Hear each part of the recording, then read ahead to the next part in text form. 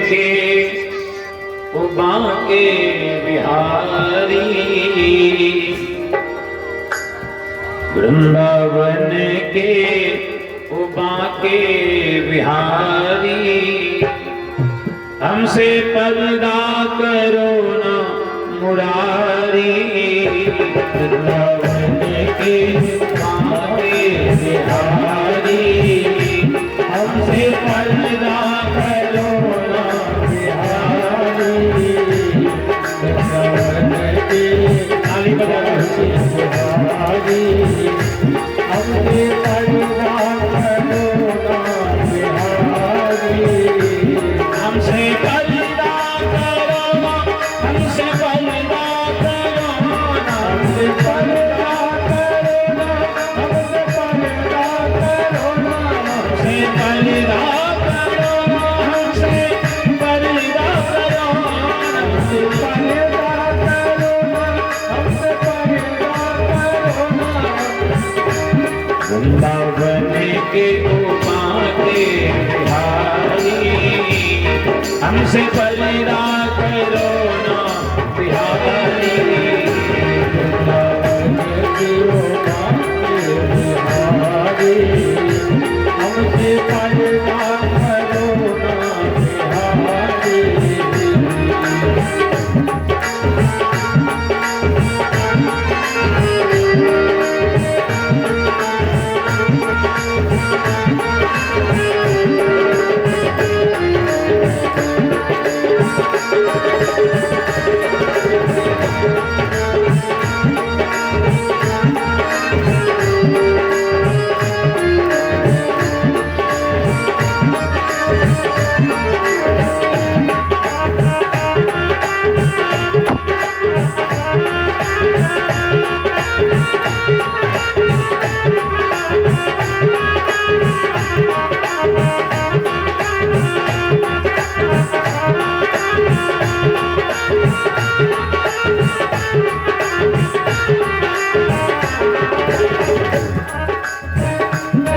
हम तुम्हारे पराए नहीं हैं और के दर पे आए नहीं हैं, हम तुम्हारे पराए नहीं हैं और के बल पे आए नहीं हैं, हम तुम्हारे पराए नहीं हैं और के दर पे आए नहीं हैं, हम तुम्हारे पराए नहीं हैं और के बल पे आए नहीं हैं, हम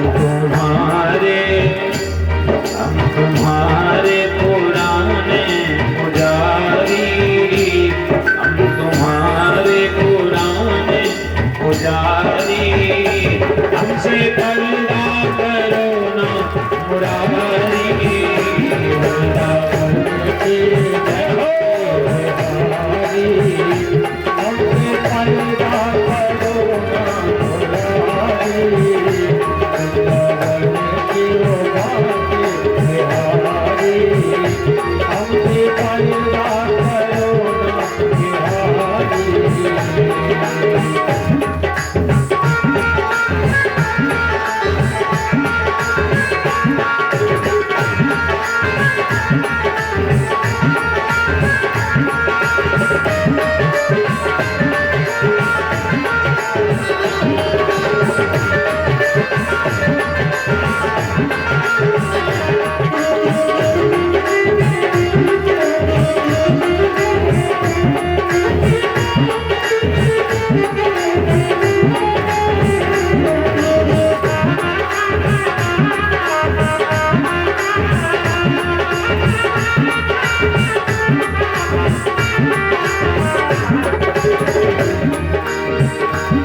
लाख पर्दों में छुप ना सकोगे, बंद कमरों में रुक ना सकोगे, लाख पर्दों में रह ना सकोगे, बंद कमरों में छुप ना सकोगे, लाख पर्दों लाख पर्दों में छुप ना सकोगे, बंद कमरा में रुक ना सकोगे, लाख पर्दों में छुप ना सकोगे, बंद कमरा में रह ना सकोगे। मोहन हो तुम गिरधारी, मोहन हो तुम गिरधारी, हमसे पर्दा करो ना मुरारी, वृंदावन के भक्ति बिहारी, हमसे पर्दा करो ना मुरारी, हमसे पर्दा करो, हमसे पर्दा करो, हमसे पर्दा करो ना, हमसे पर्दा करो ना, हमसे पर्दा करो ना, हमसे पर्दा करो, हमसे पर्दा करो ना, हमसे पर्दा करो ना। वृंदावन के गोपाल बिहारी, वृंदावन के गोपाल बिहारी, हमसे पर्दा करो ना मुरारी, वृंदावन के गोपाल बिहारी, हमसे पर्दा करो ना मुरारी, वृंदावन के गोपाल बिहारी, हमसे पर्दा करो ना बिहारी, वृंदावन के गोपाल बिहारी, हमसे पर्दा करो ना मुरारी, वृंदावन के मांगे बिहारी, हमसे पर्दा करो ना मुरारी, वृंदावन के मांगे बिहारी, हमसे पर्दा करो ना मुरारी, वृंदावन के मांगे बिहारी, हमसे पर्दा करो ना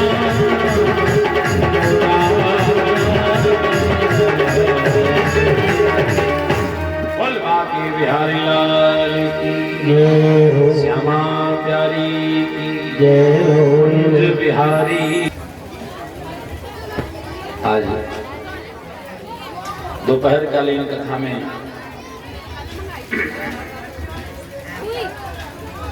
आप लोग सुन रहे थे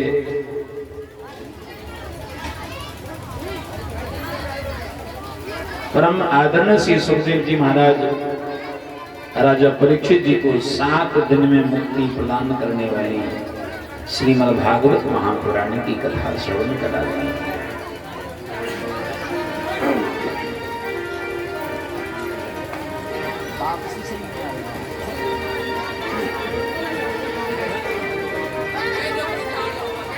भगवान नारायण के 24 अवतारों का वर्णन करके सुनाया है।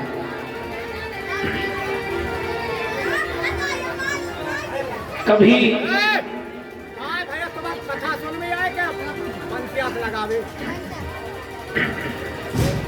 कभी भगवान को राम बनकर के वन वन में भटकना पड़ा, कभी कृष्ण बनकर के लीला करना पड़ा, कभी नरसिंह रूप लेकर के आना पड़ा, कभी कच्छप अवतार भगवान को लेना पड़ा, कभी मीन अवतार भगवान को मछली बनकर के भी आना पड़ा। और सुखदेव जी महाराज कहते हैं राजन परीक्षित, एक समय तो ऐसा भी आया जब भगवान को अपने भक्तों के लिए सुअर भी बनना पड़ा, भगवान को 12 अवतार भी धारण करना पड़ा। इसके लिए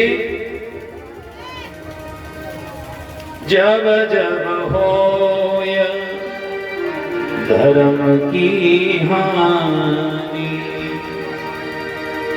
बाढ़हि असुर अधम अभिमानी,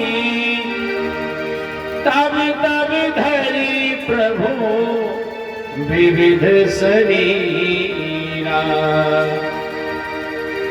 हरहि कृपा निधि सज्जन पीरा। भगवान को आना पड़ता है इस किसके लिए आना पड़ता है? बोले जब जब हो ये धर्म की हानि, बाड़े असुर अधम अभिमानी, अब तब धरी प्रभु विविध शरीर। जब जब पृथ्वी के ऊपर ज्यादा अत्याचार होता है, धर्म के ऊपर आघात होता है,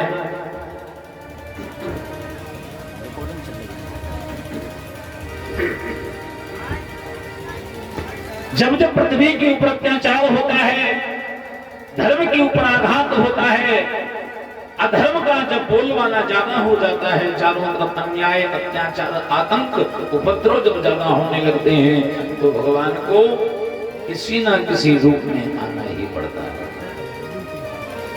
और जिस प्रकार से भक्तों का कल्याण हो, अगर राम बनकर के आना पड़े, राम अवतार लेकर के भक्तों का कल्याण हो, तो राम बनकर के वो भगवान वन वन में भटकता फिरता है, कृष्ण बनकर के लीला भी करता है,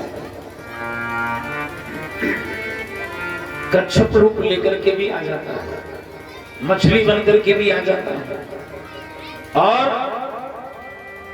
एक बार भगवान को सूर भी बनना पड़ा, भगवान को 12 अवतार भी धारण करना पड़ा अपने भक्तों के लिए। यदा यदा हि धर्मस्य ग्लानिर्भवति भारत, अभ्युत्थान अधर्मस्य तदात्मानं सृजाम्यहम्। परित्राणाय साधूनां विनाशाय च दुष्कृतां, धर्म संस्थापनार्थाय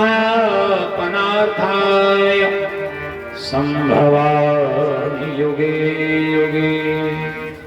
धर्म संस्थापनार्थाय संभवामि युगे युगे। भगवान हर युग में, हर बार जब जब हो ये धर्म की हानि, बाड़े असुर अधम अभिमानी, तब तब धरि प्रभु विविध शरीर। परम आदरणीय श्री सुखदेव जी महाराज राजा परीक्षित जी को कहते हैं, हे राजन परीक्षित, स्वयं भुव मन और सतरूपा, जिनते भई नर सृष्टि अनुपा। भागवत महापुराण में राजा मनु और महारानी सतरूपा के वंश का वर्णन करके सुनाया है। ये राजा मनु और रानी सतरूपा कौन है? रामायण के बालकांड में भी प्रसंग है। राजा स्वयंभू मनु और रानी सतरूपा कौन है? और ये इस दुनिया के सबसे पहले इंसान है। इस दुनिया में सबसे पहले जो इंसान हुआ, सबसे पहले जो मनुष्य हुआ, वो कौन है? राजा मनु। और राजा मनु महाराज के यहाँ 5 संतानें हुई, 3 पुत्रियां और 2 पुत्र। 3 पुत्रियां 2 पुत्र भय राजा मनु महाराज के यहाँ। आकुति, प्रसूति और देवहूति नाम की 3 कन्याएं।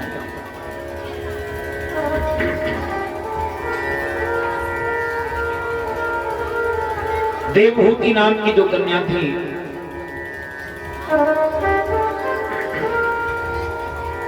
देवहूति नाम की जो कन्या थी वो कर्दम ऋषि को ब्याही गई, जिनके यहाँ श्री कपिल देव जी महाराज का जन्म हुआ, जो गंगा सागर में विराजमान है कपिल। और आकुति और प्रसूति नाम की 2 बहनें, एक रुचि प्रजापति को ब्याही, एक दक्ष प्रजापति को ब्याही। रुचि प्रजापति के यहाँ यज्ञ नारायण भगवान का अवतार हुआ, और दक्ष प्रजापति के यहाँ जगत जननी भवानी जगदम्बा जगत माता देवी सती जी का जन्म हुआ। और राजा मनु महाराज के 2 पुत्र हैं। लिखा है भागवत में, प्रिय व्रतो उत्तानपाद सतरूपा पते सुतो वासुदेव सकलया रक्षाया जगत स्थितो। राजा मनु महाराज के 2 पुत्र हैं। एक का नाम है प्रियव्रत और दूसरे का नाम है उत्तानपाद। राजा मनु महाराज का जब बुढ़ापा आया, बरबस राज सुतहि तब दीना और नारी समेत गबन बन कीना।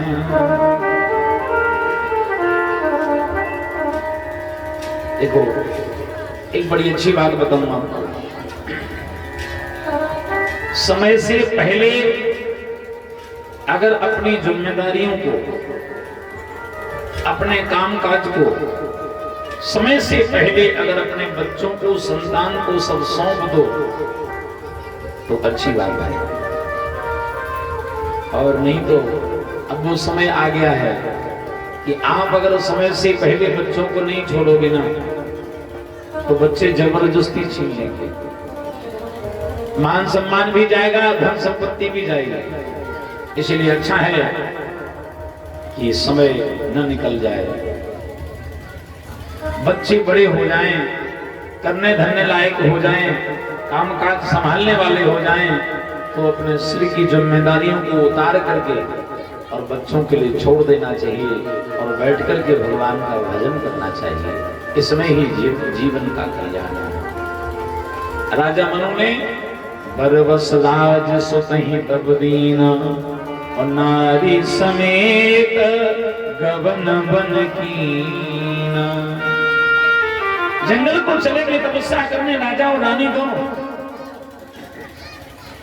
अपने पुत्र को राजा बना दिया, अपने बेटे को राजा बना दिया। अब राजा मनु महाराज के जो पुत्र हैं जिनका नाम था महाराज उत्तानपाद, उत्तानपाद अपनी पत्नी के साथ बड़े आनंद से अपने राजमहल में निवास करते हैं। राजा का नाम है उत्तानपाद और राजा की पत्नी का नाम है सुनीति। क्या नाम है? सुनीति। सुनीति का मतलब होता है जिसने अपने जीवन में सुंदर नीति का ही प्रयोग किया हो, जो कभी गलत नीति पर चले ही नहीं, जो गलत देखे नहीं, गलत सुने नहीं, गलत करे नहीं, वो सुनीति। हमेशा भगवान का भजन करने वाली, हमेशा सत्य पर चलने वाली, हमेशा धर्म का आचरण करने वाली ऐसी सुंदर एक पतिव्रता नारी रानी सुनीति। राजा एक दिन घोड़े पर सवार होकर के जंगल में गए शिकार खेलने के लिए। जब राजा शिकार खेलने के लिए जंगल में गए, घोड़े पर बैठे हैं, धनुष बाण लिए, एक हिरण का पीछा करते करते, एक मृग का पीछा करते करते राजा अपने गांव की सीमा, अपने नगर की सीमा को पार करके अपने बगल वाले पड़ोसी राजा के राज्य में पहुंच गए। जब अपने बगल वाले पड़ोसी राजा के राज्य में पहुंचे, अपने नगर की सीमा के बाहर पहुंचे, तो क्या देखा? जिस राजा के राज्य में पहुंचे हैं ना, वहां के राजा की एक सुंदर राजकुमारी गांव के बाहर बगीचे में घूमने के लिए आई है। और राजा ने जब उस राजकुमारी को देखा तो देखते ही राजा का मन मोहित हो गया। राजा ने उसी समय गंधर्व विधि के साथ उस राजकुमारी से विवाह कर लिया।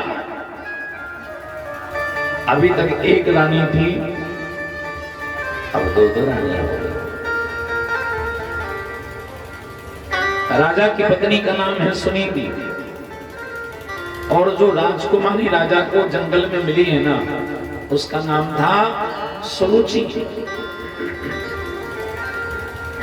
वो सुरुचि नाम की कन्या जिसको राजा ने अपनी पत्नी अपनी रानी बना लिया और रानी बनाकर के महल में ले आए, लेकिन छोटी रानी के ऊपर ज्यादा प्रेम हो गया और ज्यादा प्रेम हो जाने के कारण छोटी रानी के कहने से बड़ी वाली रानी को घर से निकाल दिया गया। बड़ी वाली रानी को घर से निकाल दिया गया।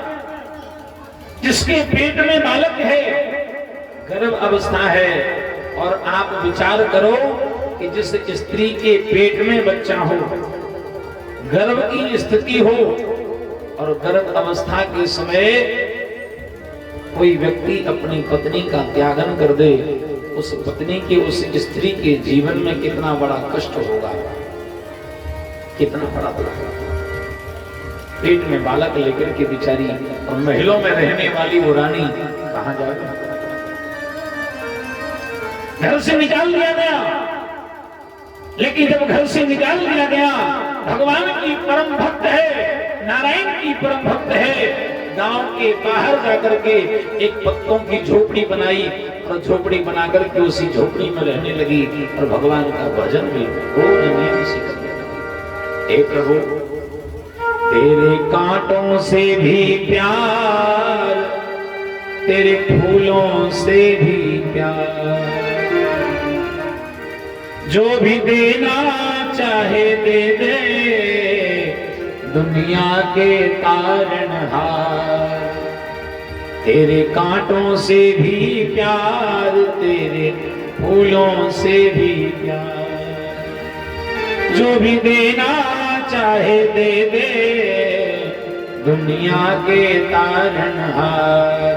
तेरे कांटों से भी प्यार, तेरे फूलों से भी प्यार। रानी सुनीति के जीवन में इतना बड़ा संकट आ गया, पत्तों की झोपड़ी बना करके रहती है, नियम से भगवान का भजन भी रोज करती है, लेकिन इतना कष्ट आने के बाद उसने कभी भगवान से शिकायत नहीं की कि प्रभु तूने इतना बड़ा कष्ट, इतना बड़ा दुख तूने मुझे क्यों दिया। रोज भगवान से प्रार्थना करती है, प्रभु जितना दुख देना हो दे देना, जितनी मुसीबतें देना हो दे देना, जितना कष्ट देना हो दे देना, लेकिन बस इतनी कृपा बनाए रखना कि मैं तेरा नाम लेना ना भूल जाऊं, बस तेरा नाम लेना ना भूल जाऊं। मंदिर जाती है, भजन करती है, दान पुण्य रोज जो जितना बनता है उतना करती है, लेकिन हमारे और आपके जीवन में अगर संकट आ जाए, हमारे आपके जीवन में अगर मुसीबत आ जाए, तो हम लोग सबसे पहले मंदिर जाना छोड़ देते हैं। हम लोग सबसे पहले भगवान का भजन करना छोड़ देते हैं, मंदिर जाना छोड़ देते हैं। क्यों? बोले भगवान ने दुख दिया है, भगवान ने कष्ट दिया है, भगवान ने समस्याएं दी हैं, इसलिए मंदिर नहीं जाना। क्यों? बोले भगवान सुनता नहीं। अरे भाई, इतनी बड़ी दुनिया में क्या अकेले तुम ही मिले भगवान को, जो भगवान तुमको ही केवल कष्ट दे? क्या भगवान से तुम्हारी कोई दुश्मनी है? भगवान ना तो कभी किसी को दुख देता है, ना भगवान कभी किसी को सुख देता है। ये सुख और दुख क्या है? ओ न काहू सुख दुख करी दाता, निज कृत कर्म भोग सब भ्राता। इंसान के जीवन में अगर सुख आवे तो अपने कर्मों से, और दुख आवे तो अपने कर्मों से। भगवान कभी किसी को सुख नहीं देता, न दुख भी नहीं देता।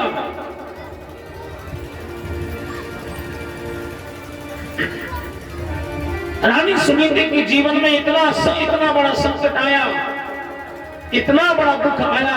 अच्छा एक बात बताओ, इतने लोग यहाँ बैठे हैं, आप लोगों में से क्या कोई कभी भगवान से ये कहता है कि मुझे दुख दे दो, मुझे सुख नहीं चाहिए? कोई मानता है? नहीं मानता। हम और आप भगवान के मंदिर में जाते हैं, 5 पैसे की 2 अगरबत्ती लगाते हैं और 2 अगरबत्तियों के बदले में 5 लाख की लिस्ट घर से ही बना के जाते हैं। 2 अगरबत्ती लगाई और मांगा क्या? सुख संपत्ति घर आवे, कष्ट मिटे तन का। मांगते कि नहीं मांगते? सुख भी मिले, संपत्ति भी मिले और कष्ट भी मिटे। क्यों? बोले फ्री में थोड़ी मांग रहे हैं, अगरबत्ती लगाई है। अगरबत्ती लगाई है तो भगवान कहता है कि भैया तेरे को जो चाहिए, जितना चाहिए उतना ले जा, लेकिन अपना पीछा छोड़ दे। तेरे को जितना चाहिए, जो भी चाहिए ले जा, लेकिन अपना पीछा छोड़ दे। और महाराज, जो इंसान ज्यादा माया के चक्कर में पड़ता है, जो ज्यादा लक्ष्मी के चक्कर में पड़ता है, भगवान उस लक्ष्मी के चाहने वाले व्यक्ति को लक्ष्मी तो देता है, माया तो देता है, लेकिन भगवान कहता है कि तेरे को जितनी माया चाहिए सो ले जा, जितना पैसा धन चाहिए सो ले जा, लेकिन अपना पीछा छोड़ दे, अपना पीछा छोड़ दे। और इंसान के पास जब ज्यादा माया हो जाए, ज्यादा संपत्ति हो जाए, फिर आप पूछो कि भैया मंदिर जाते हो? अरे भले महाराज कहाँ टाइम है, टाइम नहीं। क्यों? बोले इतने बिजी हैं काम धंधे में, इतना व्यस्त हैं रुपया पैसा कमाने में कि मंदिर जाने की फुर्सत किसको है, कथा भागवत सुनने की फुर्सत किसको है।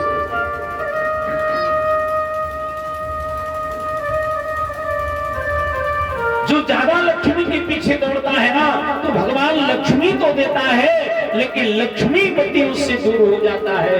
माया तो देता है, लेकिन मायापति उससे दूर हो जाता है। प्रेम से बोलो राधे। एक दिन समय आया और समय आने पर गर्भवती रानी सुनीति के गर्भ से एक सुंदर बालक का जन्म हुआ। एक सुंदर बालक का जन्म हुआ और उस बालक का नाम होता है भक्तराज ध्रुव।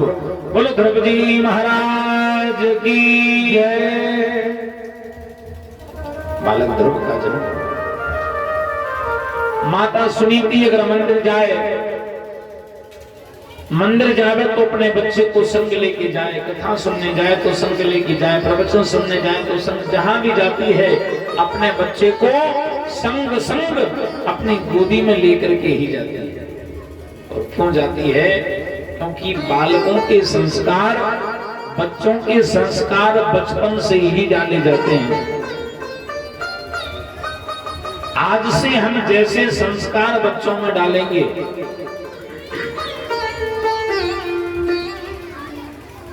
जैसे संस्कार हम बच्चों में डालेंगे वैसे तो आएंगे। आज से हम बच्चों को जो सिखाएंगे, उनके सामने जो करेंगे, कल हमारे बच्चे हमको देख करके वैसे ही तो करेंगे। एक बात ध्यान से सुनने की है, आप अगर मंदिर जाओगे तो आपको देख करके आपके बच्चे भी मंदिर जाएंगे। आप घर में रामायण पढ़ोगे तो आपके बच्चे आपको देख करके वो भी रामायण पढ़ेंगे। आप दरवाजे पर आए किसी गरीब को, किसी जरूरतमंद व्यक्ति को आप दान करेंगे, किसी अनाथ व्यक्ति की सहायता करेंगे, किसी मंदिर में दान देंगे, यज्ञ हवन करेंगे, जो भी आप करेंगे, आपको देख करके आपके बच्चे आपसे 2 कदम आगे आपसे अच्छा करेंगे।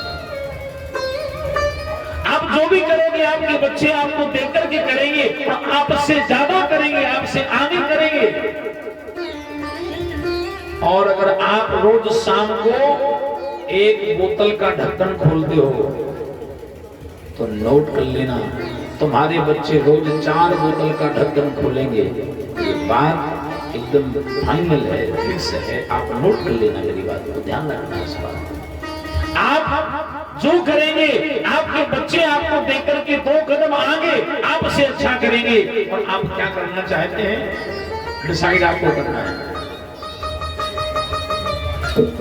मैंने देखा है कई लोगों को मैंने देखा है कई लोगों को दोपहर में बेचारे बूढ़े बूढ़े बाबा, कोई काम धाम है नहीं, भोजन किया और भोजन करके बेचारे एक जगह 4-5 लोग इकट्ठे होकर बैठ जाते हैं ताश के पत्ते लेकर। ताश के पत्ते लेकर के बैठ जाते हैं, अब पत्तों से खेल रहे हैं। एक बार एक रास्ते से हम जा रहे थे कहीं गांव में और 4-5 लोग बैठे बेचारे बूढ़े बूढ़े आदमी, हमने कथा में कभी नहीं देखा उनको। और हम गांव में से उसी गांव में हम कहीं जा रहे थे किसी दूसरी जगह मंदिर तरफ, तो मैंने देखा कि वो 4-5 लोग एक चबूतरे पर बैठे ताश के पत्तों से खेल रहे। तो हमने कहा दादा सीताराम, बोले महाराज सीताराम। हमने कहा क्या कर रहे हैं? महाराज को बस कुछ नहीं, बैठे हैं फालतू, कोई काम धाम तो है नहीं, तो क्या करें, भोजन करके बैठे थे तो सोचा थोड़ा टाइम पास कर लेंगे। महाराज और कुछ नहीं, बस ताश के पत्तों से थोड़ा टाइम पास कर रहे हैं। ध्यान रखना, अगर इन ताश के पत्तों पर तुम्हारे बच्चों की नजर पड़ गई, अगर इन ताश के पत्तों पर तुम्हारे नाती पोतों की नजर पड़ गई, तो तुम तो अपना टाइम पास कर रहे हो, तुम्हारे बच्चे तुम्हारी नाती पोते अगर इन ताश के पत्तों को देख लिए तुमको खेलते हुए, तो एक दिन तुम्हारी जमीन का, तुम्हारे मकान का, तुम्हारे घर के पैसे का, खाने के अन्न का, पत्नी के जेवरों का, पूरी प्रॉपर्टी का, सबका टाइम पास लगा देंगे एक दिन। ध्यान रखना, इस बात को नोट कर लेना, सबका टाइम पास हो जाएगा।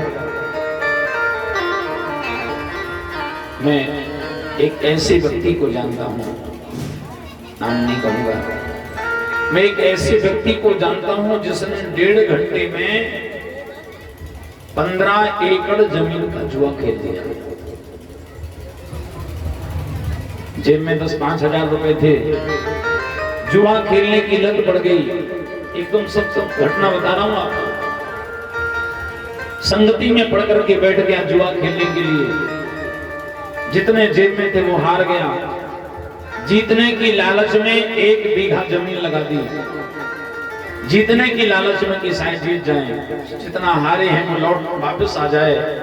और 1-1 बीघा जमीन लगाते लगाते 1.5 घंटे में 15 एकड़ जमीन थी उसके पास, केवल पूरी की पूरी जमीन हार गया। और खिलाने वाले क्या कहते हैं मालूम है? अभी मकान तो बचा है, अभी मकान बचा है दांव पर लगाने के लिए, हो सकता है अब की बार पूरा का पूरा जीत जाओ, वो भी लगा दो। मेरे भाई, आप जैसा करेंगे आपके बच्चे आपको देख करके बिल्कुल वैसा ही करेंगे और आपसे अच्छा करेंगे। छोटे बच्चों का जीवन एक कच्चे पौधे की तरह होता है।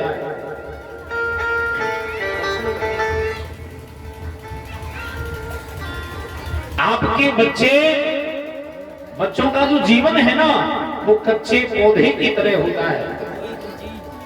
जैसे एक छोटा सा कच्चा पौधा, छोटा सा एक कच्चा पौधा अगर टेढ़ा मेढ़ा हो जाए तो बड़ा होने के बाद वो कैसा होगा? टेढ़ा ही होगा ना। और कोई पौधा अगर टेढ़ा हो और बड़ा हो जाए, वृक्ष बन जाए, फिर आप उसको सीधा करने की कोशिश करो तो क्या वो सीधा होगा? ज्यादा जबरदस्ती करोगे तो उखड़ जाएगा, मिट जाएगा, टूट जाएगा, लेकिन सीधा नहीं होगा। और पौधा अगर टेढ़ा मेढ़ा हो, उसके बगल में एक डंडा लगा दिया जाए, उसको सीधा करके थोड़ा बांध दिया जाए, एक सहारा लगा दिया जाए, तो वो टेढ़ा वाला पौधा जब सीधा हो जाता है, और सीधा होने के बाद जब वो बड़ा होता है, फिर बड़े होने के बाद वो सीधा ही होगा।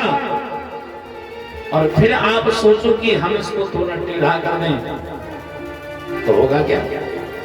नहीं होगा। बचपन में आप उस पौधे को, उस पेड़ को जिधर की तरफ मोड़ देंगे, आप जैसा मोड़ देंगे, जहां की तरफ मोड़ देंगे, जैसा कर देंगे तो वैसा ही हो जाएगा। हमारे शास्त्रों में लिखा है, माता शत्रु पिता बैरी एन बालो न पाठिता। जो माता पिता अपने बच्चों को सही शिक्षा नहीं देते, जो माता पिता अपने बच्चों को सही संस्कार नहीं देते, जो माता पिता अपने बच्चों की शिक्षा दीक्षा पर ध्यान नहीं देते, वो माता पिता अपने बच्चों के सबसे बड़े दुश्मन हुआ करते हैं। उनको दुश्मनों की जरूरत नहीं, उनके तो माता पिता ही उनके सबसे बड़े दुश्मन हैं। प्रेम से बोलो राधे राधे।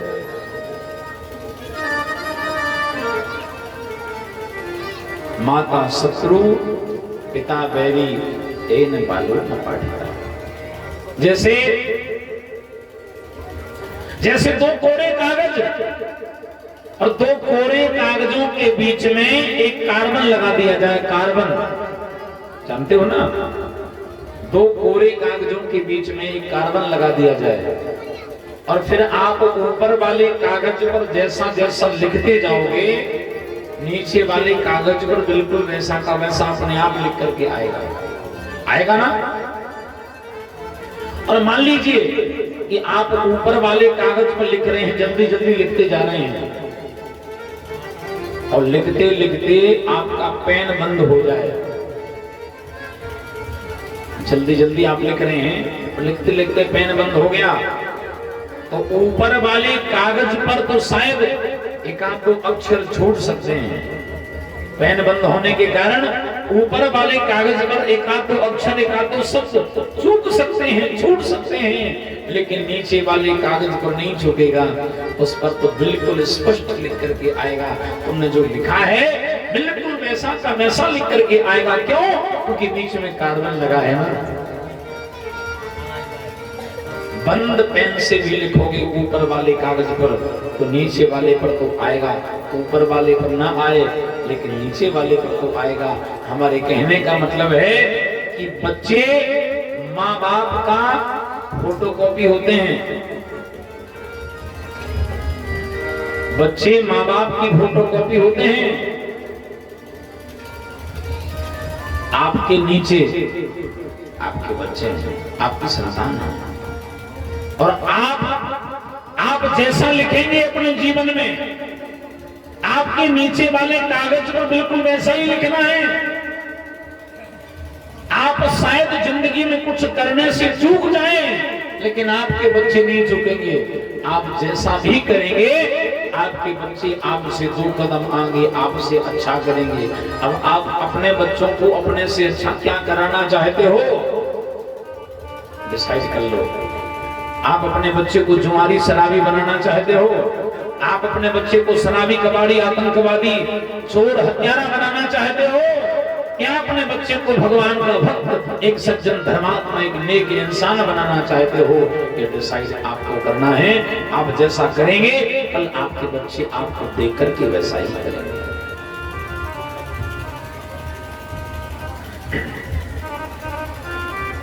बालक के जीवन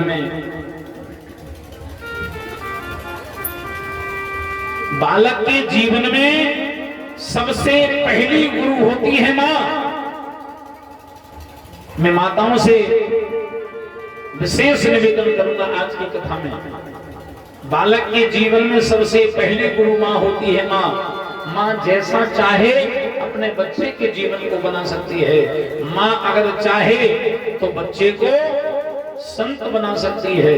मां चाहे तो अपने बच्चे को एक जेब कतरा चोर डाकू भी बना सकती है। मां चाहे तो अपने बच्चे को एक राजनेता भी बना सकती है। मां चाहे तो अपने बच्चे को एक सज्जन धर्मात्मा एक नेक इंसान भी बना सकती है। ये सब कुछ डिपेंड करता है माताओं के ऊपर, क्योंकि बालक के जीवन में सबसे पहली गुरु मां होती है मां।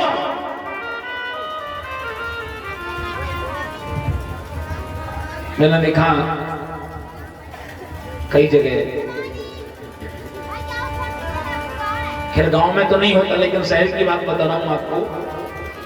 आजकल माताओं को अपने बच्चों की सेवा करने में ही शर्म लगती है। बच्चे का जन्म हुआ, कौन बच्चे को नहलाए, कौन धुलाए, कौन सेवा करे, कौन गंदगी साफ करे, कौन दूध पिलाए।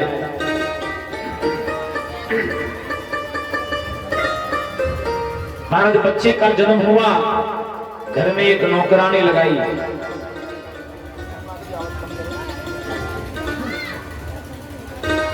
घर में एक नौकरानी लगाई, बच्चे को पाल पोस करके बड़ा करे। बच्चे को भूख लगे तो बोतल में दूध भर के पकड़ा दे, ले भैया पी ले।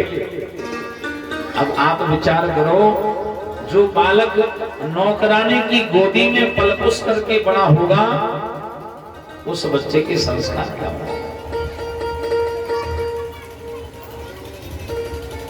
नौकरानी घर छोड़ के चली जाए तो बच्चा रो रो के परेशान। दूध की बोतल अगर फूट जाए तो बच्चा रो रो के परेशान।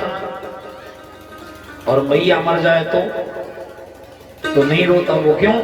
क्योंकि वो जानते ही नहीं कि माँ होती क्या है। अरे जिसके जीवन में माँ के संस्कार ही ना मिले हों, वो क्या जाने कि माँ क्या होती है।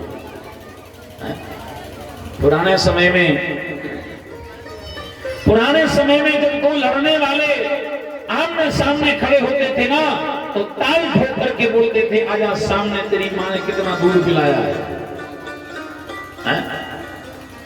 ताल ठोक करके बोलते थे, आजा सामने, तेरी माँ ने कितना दूध पिलाया है। और अब तो महाराज 1 लाख रुपए की सोने की चेन गले में पहनी हो और 25,000 का मोबाइल जेब में रखा हो, रास्ते में कोई एक आदमी एक थप्पड़ मारे और सब छीन करके ले जाए तो हिम्मत नहीं कि रोक लें। क्यों? क्योंकि अब माँ का नहीं, अब तो बोतल का पिया है ना, बोतल का। माताओं से निवेदन करूंगा, अपने बच्चों को कभी बोतल से दूध ना पिलाएं, बिल्कुल नहीं। बच्चे को केवल माँ का दूध ही मिलना चाहिए, क्योंकि माता के दूध में ही संस्कार होते हैं, माता के दूध में ही ताकत होती है, माता के दूध में ही बल प्राप्त होता है।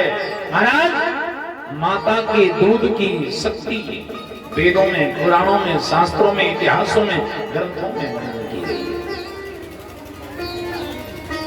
माता का दूध पी करके ही भारत में बड़े बड़े वीर, बड़े बड़े महापुरुष, बड़े बड़े संत, बड़े बड़े भक्त पैदा हो गए। आज भारत की सीमा पर खड़े जवान, भारत की सीमा पर खड़े जवान जो सीने पर गोलियां खा जाते हैं अपनी मातृभूमि के लिए, अपने देश के लिए, अपनी भारत माता के लिए, ये बोतल का दूध पी करके नहीं, ये माँ का दूध पी करके ही सीने पर गोलियां खाते हैं, अपने देश के लिए, अपने धर्म के लिए, अपने समाज और अपनी भारत माता के लिए।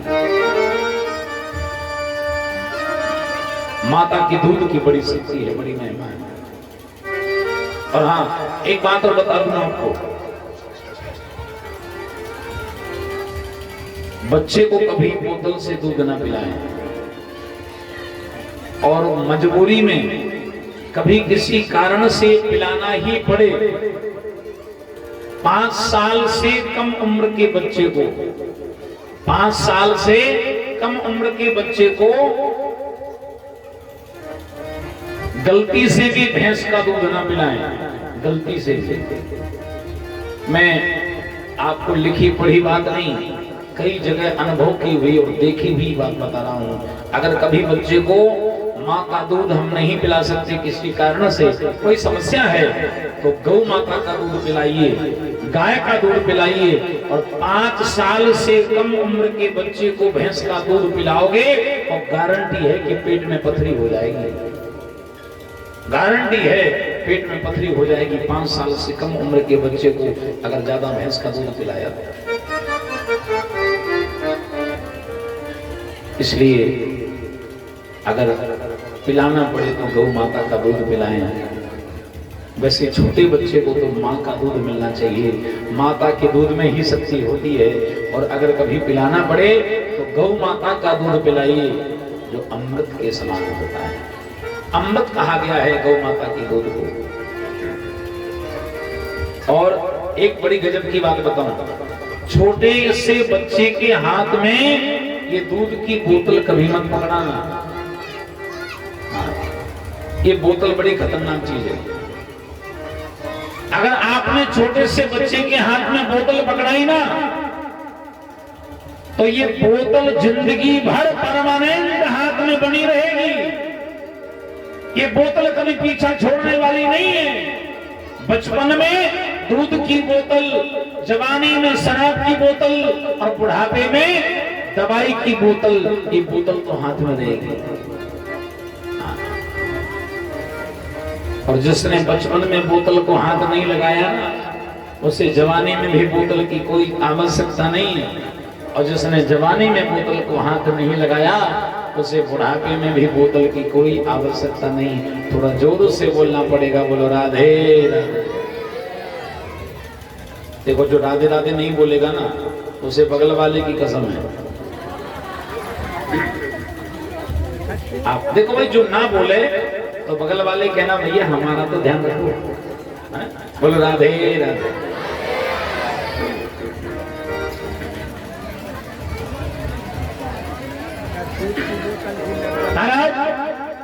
रानी सुनीति अपने बालक को सुंदर संस्कार देती है, बड़ी सुंदर शिक्षा देती है। क्योंकि आज से अगर आपने बच्चे की शिक्षा दीक्षा पर ध्यान नहीं दिया, और कल आप रोते फिरो जगह जगह कि हमारा बेटा बिगड़ गया, हमारा बेटा शराब पीता है, हमारा बेटा जुआ खेलता है, हमारा बेटा परिवार को परेशान करता है, तो कल आपके हाथ से सब कुछ निकल जाएगा। आज अगर आपने अपने बच्चे की शिक्षा दीक्षा पर ध्यान नहीं दिया, तो तुम्हारा भी जीवन बर्बाद हो जाएगा और तुम्हारी बच्चों का, तुम्हारी संतान का भी जीवन बर्बाद हो जाएगा।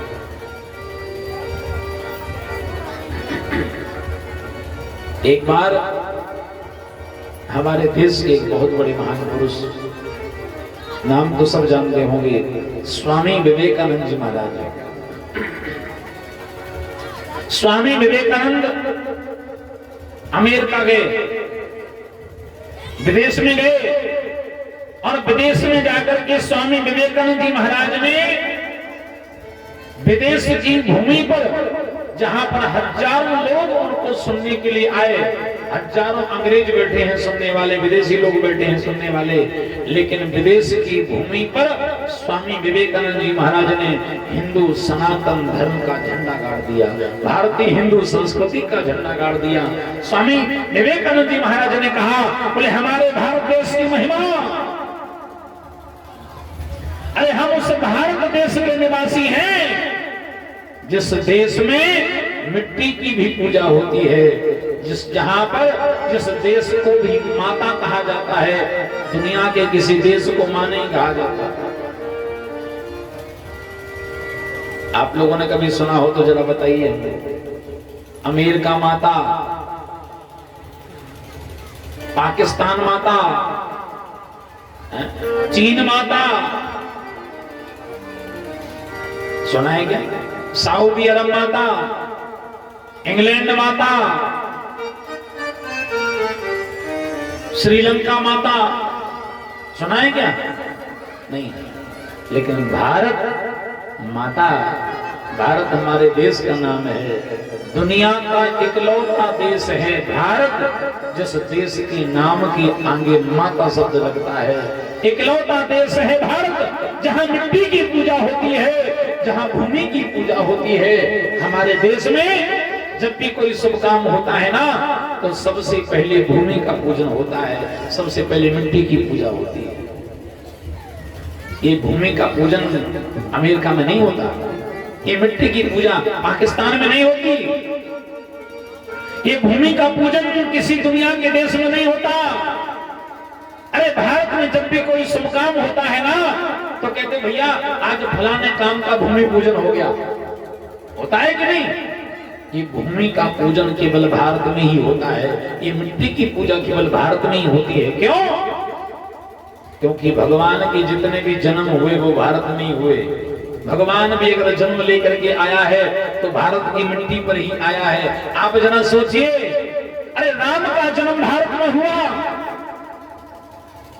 राम का जन्म भारत में हुआ अयोध्या में, तो कृष्ण का जन्म अमेरिका में हो जाता? बोलो, नहीं हुआ ना। राम और कृष्ण का जन्म भारत में हुआ तो नरसिंह अवतार चीन में हो जाता, वामन अवतार इंग्लैंड में हो जाता, भगवान का 12 अवतार थाईलैंड में हो जाता, नहीं हुआ। भगवान के जितने जन्म हुए वो भारत की मिट्टी पर ही हुए।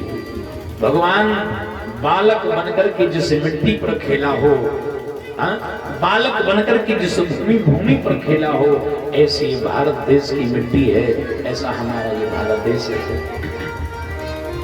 जहाँ डाल डाल पर सोने की चिड़िया करती है बसेरा, ये भारत देश है मेरा, ये भारत देश है मेरा, ये भारत देश है मेरा, ये भारत देश है मेरा। जहाँ सत्य अहिंसा और धर्म का पग पग लगता तेरा, ये भारत देश है मेरा, ये भारत देश है मेरा, ये भारत देश है मेरा, ये भारत देश है मेरा। एक बार दोनों हाथ ऊपर खड़े करके भारत माता के नाम।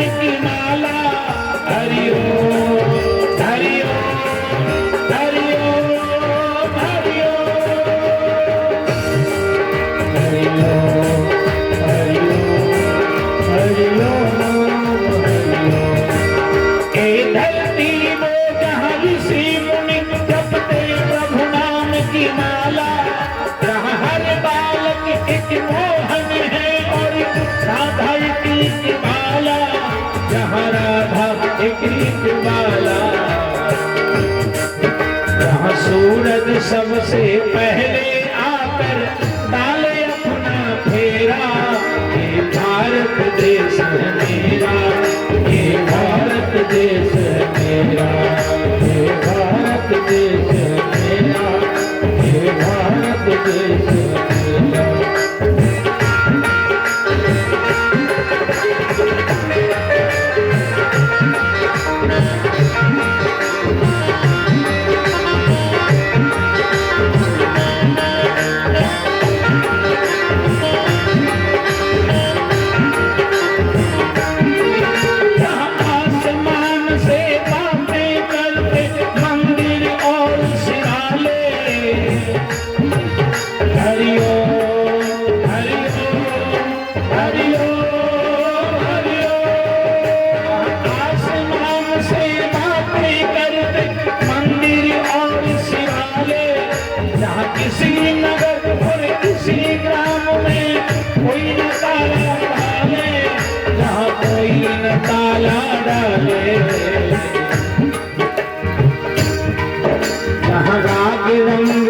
हंसी खुशी का चारों ओर सवेरा, ये भारत देश है मेरा, ये भारत देश है मेरा, ये भारत देश है मेरा, ये भारत देश है मेरा, ये भारत देश है मेरा। जहाँ सत्य अहिंसा और धर्म का पग पग लगता तेरा, ये भारत देश है मेरा, ये भारत देश है मेरा, ये भारत देश है मेरा, ये भारत देश है मेरा, ये भारत देश है मेरा, ये भारत देश है मेरा, ये भारत देश है मेरा, ये भारत देश है मेरा। बोलो भारत माता की जय, सनातन धर्म की जय, भारत भूमि की जय हो। जहाँ सत्य अहिंसा और धर्म का पग पग लगता डेरा, ये भारत देश है मेरा, ये भारत देश है मेरा। दुनिया का इकलौता देश है ये भारत, जिस देश के नाम के आगे भी माता शब्द लगता है। दुनिया का इकलौता देश है ये भारत, जहां भगवान स्वयं बालक बनकर के आया हो, जहां भगवान स्वयं मिट्टी में आकर के खेला हो। दुनिया का महाराज, जिसको हम अजन्मा ब्रह्म कहते हैं ना, सोचने की बात है, विचार करने की बात, जिसके एक इशारे पर पूरा ब्रह्मांड चलता हो, जिसके एक इशारे पर पूरी दुनिया चलती हो, और वो परमात्मा, वो ब्रह्म, वो स्वयं भगवान इस देश की मिट्टी पर बालक बनकर के खेलता रहा हो। अरे इतनी बड़ी दुनिया थी, कहीं और जन्म लेता ना, लेकिन जन्म लिया तो कहां लिया? भारत की मिट्टी पर जन्म लिया तो कहां लिया? भारत की भूमि पर। स्वामी विवेकानंद विदेश की भूमि पर बैठे बोल रहे थे, बोले हम उस देश के निवासी हैं जिस देश में भगवान बालक बन करके आया। स्वामी विवेकानंद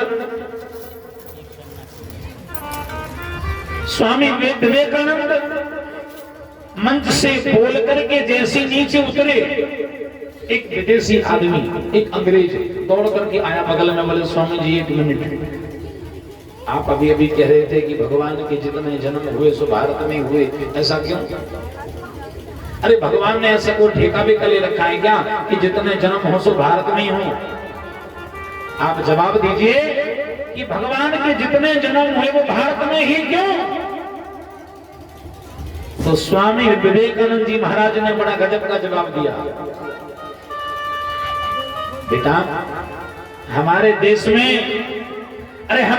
में कौशल्या जैसी माताएं जन्मा करती हैं, तभी तो राम के जैसे लाल पैदा हुआ करते हैं। हमारे देश में देवी और यशोदा की जैसी स्त्रियां पैदा होती हैं, जो भगवान को भी जन्म देने की सामर्थ्य रखती हैं। अरे हम उस देश के निवासी हैं जिस देश में माता अनसुईया जी ने डार दियो पालना, और झूल रहे तीन देव बन करके लालना। दुनिया को बनाने वाले विधाता ब्रह्मा को, पालन करने वाले विष्णु को, और संहार करने वाले शंकर को, जिसने तीनों देवताओं को बालक बना करके एक ही पल्ले में झुला दिया हो, ऐसी स्त्रियां तो केवल भारत की मिट्टी पर ही पैदा होती हैं। दुनिया के किसी देश की मिट्टी में इतनी ताकत नहीं कि महाराज ऐसी स्त्रियों को जन्म दे दे, ऐसी वीरांगनाओं को जन्म दे दे। महाराज हमारे देश में रानी लक्ष्मीबाई की जैसी वीरांगनाएं पैदा होती हैं, जो एक अकेले की दम पर, एक तलवार की नोक पर अंग्रेजों को अकेले ही खदेड़ दिया करती हैं। ऐसी वीरांगनाएं तो केवल भारत की मिट्टी पर ही पैदा होती हैं। अरे भाई, अगर भगवान के बाप बनने की सामर्थ्य किसी में है, भगवान जगत का पिता है, पूरी दुनिया का पिता है, लेकिन जो दुनिया के भी पिता का पिता बन जाए, ऐसे राजा दशरथ, सत्यवादी राजा दशरथ महाराज के जैसे लोग अगर पैदा होते हैं तो केवल भारत की मिट्टी पर पैदा होते हैं। दुनिया के किसी देश की मिट्टी में इतनी ताकत नहीं कि सत्यवादी राजा दशरथ और हरिश्चंद्र के जैसे लोग दुनिया की किसी देश की मिट्टी पर पैदा हो जाएं। अगर ऐसे लोग पैदा होते हैं तो केवल भारत की मिट्टी पर ही होते हैं। और जब ऐसे सत्यवादी लोग होते हैं ना, तभी तो भगवान को बालक बना करके इस मिट्टी पर खिलाते हैं, तभी तो भगवान को कान पकड़ करके गोपियां नचाया करते हैं इस देश की मिट्टी पर।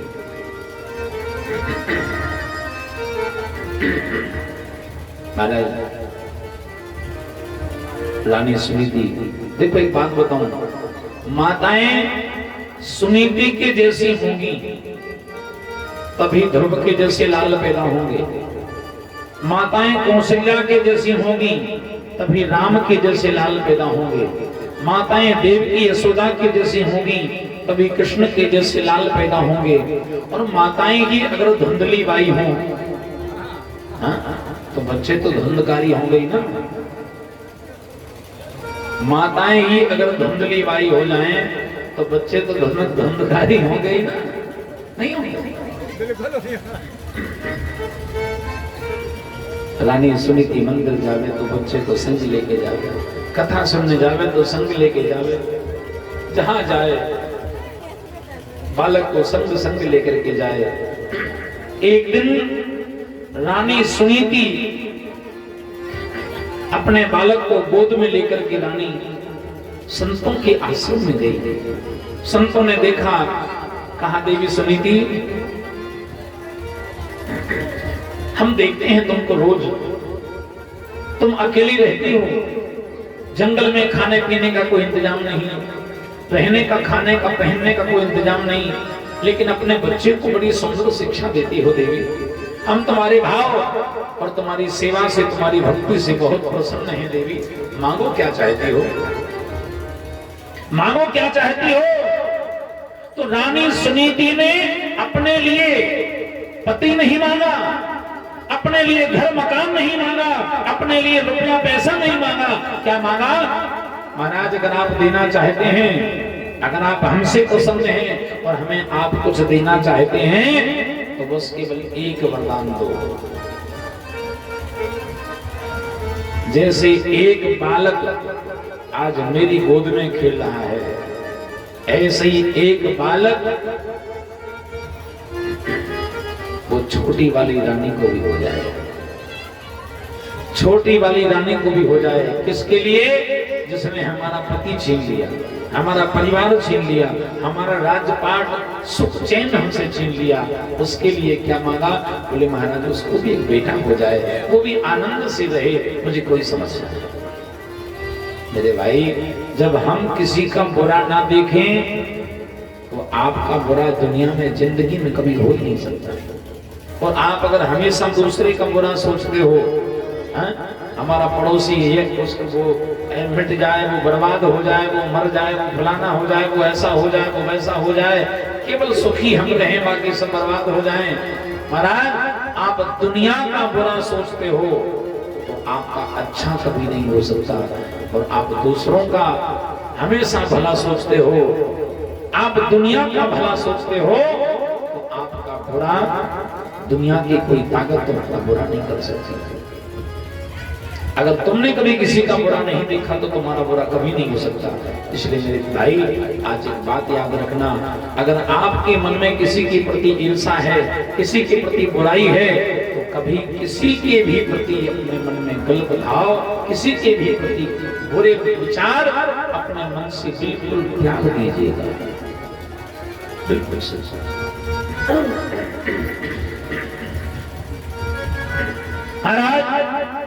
रानी सुनीति, रानी सुनीति ने वरदान मांगा और उसके वरदान के अनुसार छोटी वाली रानी के यहाँ एक बालक का जन्म हो गया। समय आने पर उसके यहाँ एक बालक हो गया। अब बड़ी रानी के बेटे का नाम ध्रुव और छोटी रानी के बेटे का नाम उत्तम।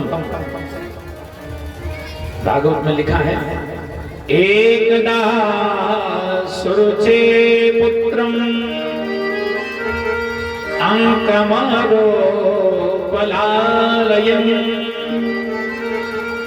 उत्तमं नारुरुक्षंतं ध्रुवं राजाभिनंदता।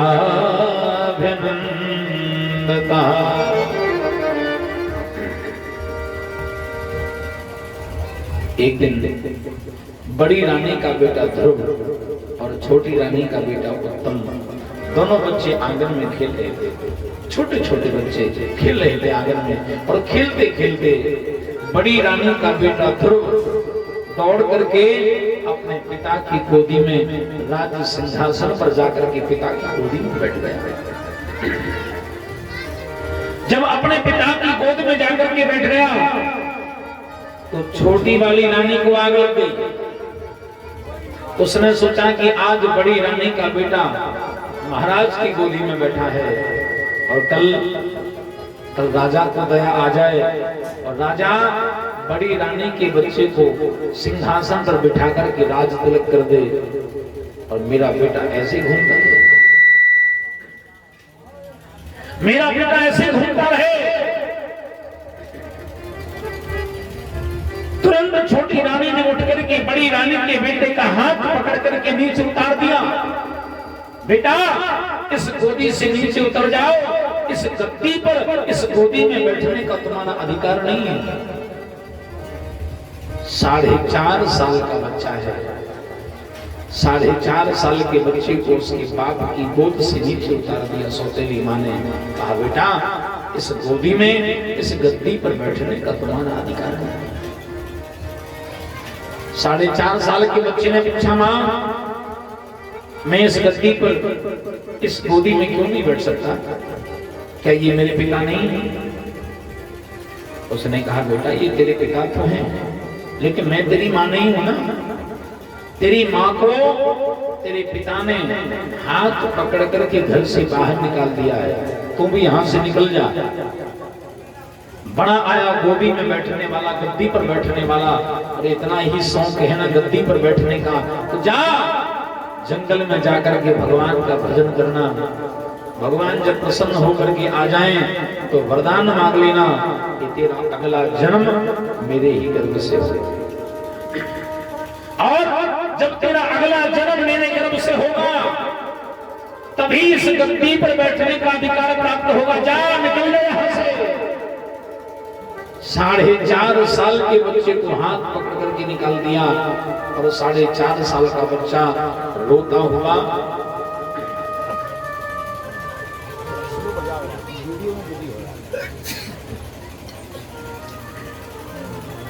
4.5 साल का बच्चा रोता हुआ जंगल में भागता हुआ अपनी माँ के पास पहुंचा। कहा माँ देख लूंगा उस छोटी वाली माँ को, उससे बदला जरूर लूंगा एक दिन, लेकिन धन्य है वो माँ। उठाकर हाथ एक थप्पड़ मारा गाल पर। बेटा तुम किससे बदला लेने की बात करता है? अरे तुम किससे बदला लेने की बात करता है? वो भी तो तेरी माँ है, वो भी तेरी माँ है। उसने कुछ गलत नहीं कहा, उसने सही कहा। बेटा तुम तो गया था अपने पिता की गोदी में बैठने के लिए, लेकिन मैं तुझे तेरे पिता की गोदी में नहीं, मैं तो तुझे जगत पिता की गोदी में भेजना चाहती हूँ। बेटा जा तू जगत के पिता की गोदी में चला जा, जा तू परमात्मा की गोदी में चला जा। अरे तुम तो गया था अपने पिता की गोदी में, लेकिन वो तो पूरी दुनिया का पिता है, तेरे पिता का भी पिता है, तो उसकी गोदी में जाना। बेटा तपोबल शंभु करहि संघारा, तपते अगम न कछु संसारा। जनि आचरज करहु मन माही, सुत तपते दुर्लभ कछु नाही। बेटा अगर तुम भगवान का भक्त हो गया ना तो मेरे को एक बहुत बड़ा फायदा हो जाएगा। क्या फायदा हो जाएगा?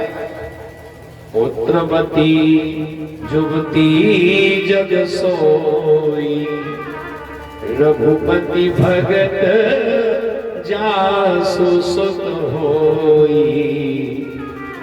पुत्रवती जुवती जग सोई, रघुपति भगत जासु सुत होई। दुनिया में पुत्रवती माता कहलाने के योग केवल वही होती हैं जिनके पुत्र भगवान के भक्त होते हैं। जाओ बेटा भगवान को प्राप्त करो। महाराज 4.5 साल के बच्चे ने अपनी मां के चरणों में सिर रखा और कहा मां अगर मैं सच्चा तेरा पुत्र हूं तो अपने मां के चरणों की कसम खा करके कहता हूं कि जब तक भगवान न मिल जाए लौट करके अपना मुंह अपनी मां को नहीं दिखाऊंगा, लौट करके तभी आऊंगा, अपना मुंह अपनी मां को तभी दिखाऊंगा जब भगवान प्राप्त हो जाए, जब दुनिया का मालिक मेरे को प्राप्त हो जाए तभी अपना मुंह दिखाऊंगा। बालक चल पड़ा, बालक चल पड़ा मां को वचन दे करके। लेकिन देखिए आपके मन में विश्वास कितना हो, लगन कितनी हो, आपके मन में भक्ति कितनी हो, लेकिन गुरु बिन भवनिधि तरहि न कोई, जो विरंचि शंकर सम होई। गुरु बिन भवनिधि तरहि न कोई, जो विरंचि शंकर सम होई। गुरु बिन भवनिधि तरहि न कोई, जो विरंचि शंकर सम होई। गुरु के वचन उदित न देहि, सपने हो सुखना सुख सिद्धि तेहि। गुरु के वचन उदित न देहि, सपने हो सुखना सुख सिद्धि तेहि। श्री राम जय राम जय जय राम, श्री राम जय राम जय जय राम। गुरु बिन भवनिधि तरहि न कोई, जो विरंचि शंकर सम होई। गुरु बिन भवनिधि तरहि न कोई, जो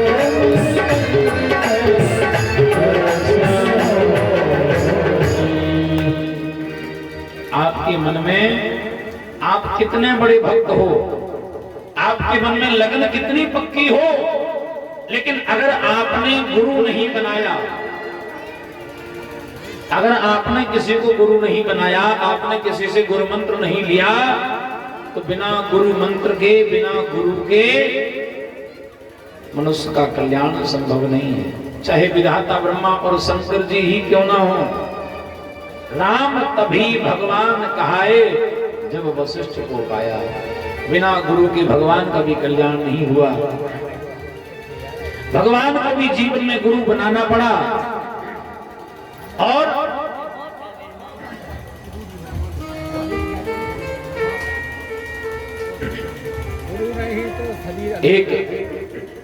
एक बड़ी अच्छी बात बताऊंगा।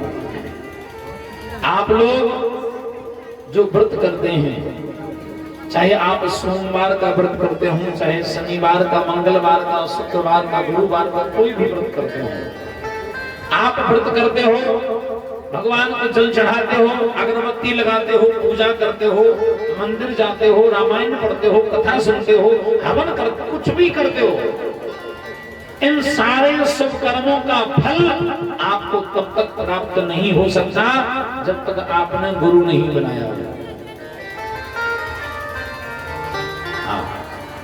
जब तक आपने गुरु नहीं बनाया तब तक आपके हाथ का जल भी भगवान स्वीकार नहीं करते। एक बड़ी गजब की बात बताऊं, प्रसंग आया है इसलिए बता रहा हूं। श्री कारसदेव महाराज 5 साल के थे, छोटे से बालक, 5 साल के छोटे से बालक थे कारसदेव महाराज। 5 साल की उम्र में घूम रहे थे जंगल में। जंगल में घूमते घूमते एक साधु बाबा, एक महात्मा जी दिखाई पड़े। बालक कारसदेव दौड़ करके साधु बाबा को प्रणाम किया। जंगल में प्रणाम किया, बोले बाबा प्रणाम। साधु बाबा को प्रणाम किया और साधु बाबा ने कहा, बालक कारसदेव से कहा, बोले कारसदेव बालक हम दूध पीना चाहते हैं, क्या हमारे लिए तुम दूध ला सकते हो? ध्यान से सुनने की कथा है। बालक कारसदेव बचपन से ही बड़े भक्त थे, बड़े सरल स्वभाव के थे, बड़े धर्मात्मा। संत ने वचन डाला है कि हम दूध पीना चाहते हैं, तो लोटा लेकर के तुरंत दूध लेने के लिए गांव की तरफ भागने लगे। साधु ने कहा, बोले बालक ऐसा दूध नहीं चाहिए, गाय का नहीं, भैंस का भी नहीं, हम बकरी का दूध पिएंगे। और वो भी कौन सी बकरी का? जो बकरी ब्याई ना हो। जो बकरी ब्याई ना हो, बिन ब्याही बकरी का दूध पीना चाहते हैं हम। बोलो, ला सकते हो? अब बकरी ब्याई ना हो तो दूध कैसे दे? अगर ब्याई नहीं तो दूध कैसे दे? लेकिन ये तो बालक थे, बालक तो कहते हैं ना, अबोध बालक। लोटा लेकर के पूरे गांव का चक्कर लगाया, बोले भैया दूध चाहिए। तो दूध देने वाले बहुत लोग मिल गए, लेकिन बिन ब्याई बकरी का दूध बोले ये नहीं मिलेगा।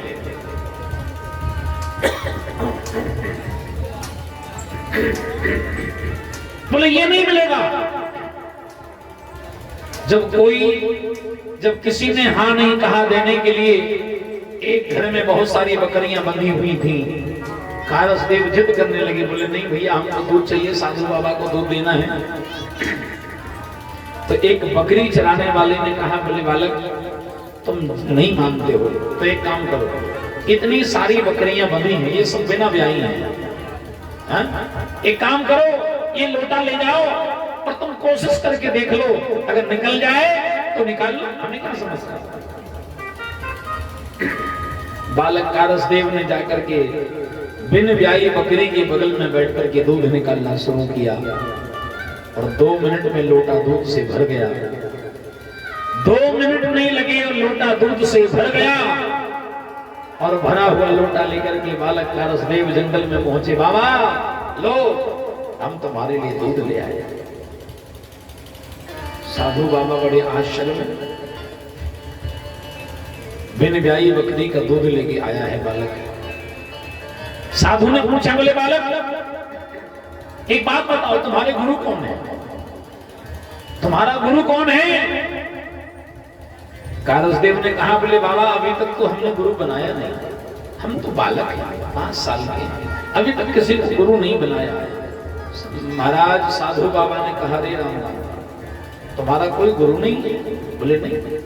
तो फिर तो हम तुम्हारे हाथ का जल भी नहीं पी सकते,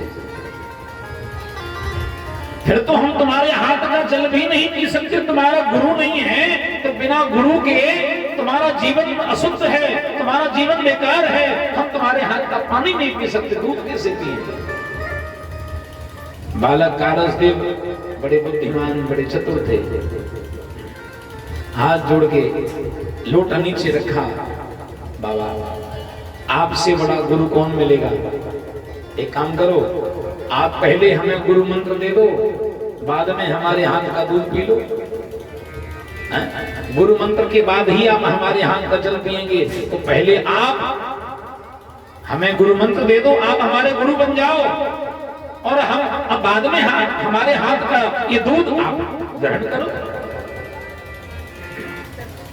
साधु बाबा ने बालक कारसदेव महाराज को गुरु मंत्र दे दिया।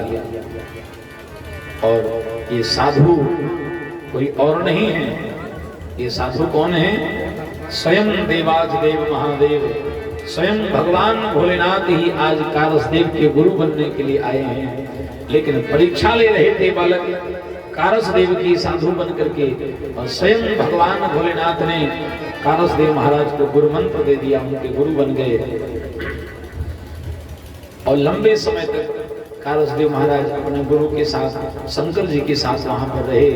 लेकिन शंकर जी जब जाने लगे वहां से, शंकर जी जब जाने लगे तो कारसदेव ने प्रार्थना की, बोले बाबा आप जा रहे हैं, लेकिन दुनिया के लोगों को कैसे पता होगा, इसलिए आपका कोई चिन्ह, आपकी कोई पहचान यहाँ पर होनी चाहिए। तो भगवान भोलेनाथ ने अपना एक शिवलिंग वहां पर स्थापित कर दिया। आप लोग जो गए होंगे झांझ, उनको पता होगा, झांझ में जहां शिवलिंग विराजमान है, जहां पर शीतल कुंड भरा हुआ है, ठंडे पानी का कुंड भरा हुआ है, शंकर जी ने वहां सबको प्यास बुझाने के लिए बोले जो भी आएगा उसको कम से कम ठंडा पानी तो मिले।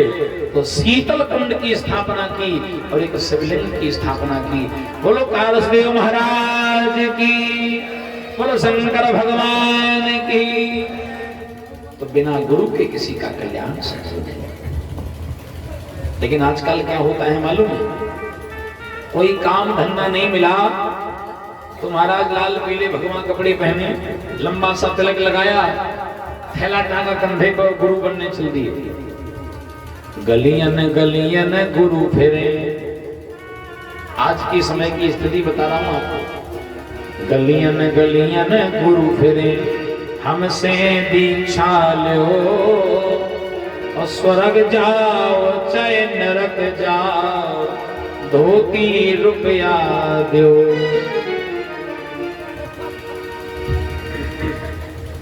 आए दिन गुरु महाराज अपने चेलों के यहाँ खड़े रहते हैं। क्यों? बोले ज्यादा चेला होंगे तो ज्यादा विदाई दक्षिणा मिलेगी।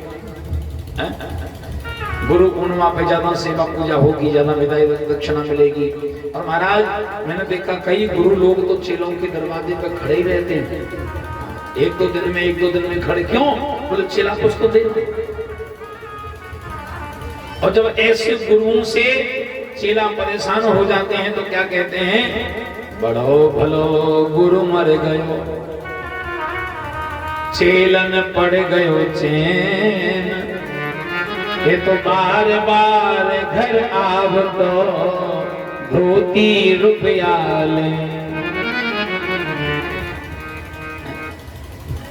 ऐसे गुरुओं से महाराज लोभी गुरु, लालची चेला और दो ही नरक में ढेलम ढेला। हर ही शिष्य धन सोग न हरई, सो गुरु घोर नरक में पड़े।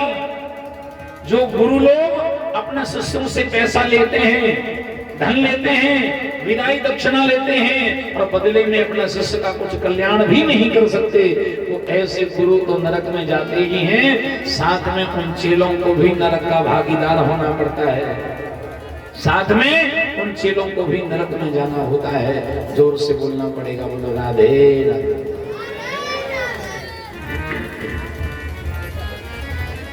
लेकिन जब तक जीवन में सच्चा सदगुरु न मिल जाए, जब तक सच्चा सदगुरु न मिल जाए तो जीवन में कल्याण संभव नहीं है। महाराज सच्चा सदगुरु कैसे मिलेगा? किसी के ढूंढने से नहीं मिलेगा। सच्चा सदगुरु मिलेगा तो केवल भगवान की कृपा से ही मिलेगा, भगवत कृपा से ही जीवन में सच्चा सदगुरु प्राप्त होगा। और आज भगवान स्वयं नारायण ने आज्ञा दी नारद जी को, बोले नारद जाओ, ऐसा चेला ढूंढने से नहीं मिलेगा। स्वयं देवर्षि नारद जी आए और नारद जी ने बालक की कठिन परीक्षा ली। और परीक्षा लेने के बाद जब बालक परीक्षा में पास हो गया तो उसी बालक ध्रुव को हर्षित राम मंत्र तब दीना, गले में तुलसी की माला पहनाई, कंठी माला पहना दी और तिलक लगा करके कहा बेटा जाओ अपने गुरु मंत्र का जप करना, तुम्हारे गुरु का आशीर्वाद है कि तुम्हें भगवान अवश्य ही प्राप्त हो। बोलो सद्गुरुदेव भगवान की जय। कल यज्ञ प्रारंभ होना है।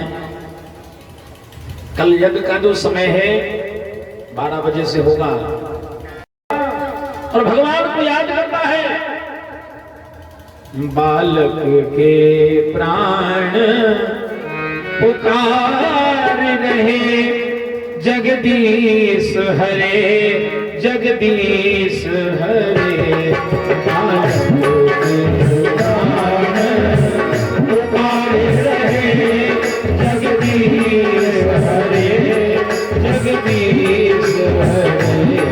बालक के प्राण पुकार रहे, जगदीश हरे जगदीश हरे। जगदीश हरे जगदीश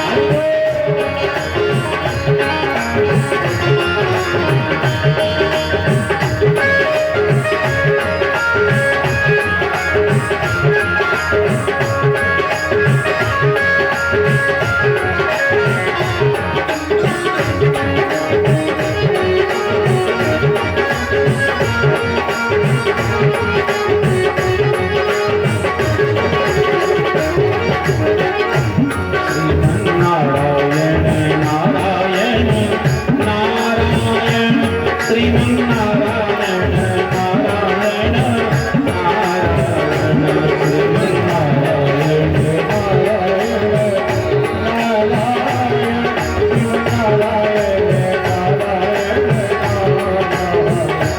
श्रीमन्नारायण नारायण नारायण श्रीमन्नारायण नारायण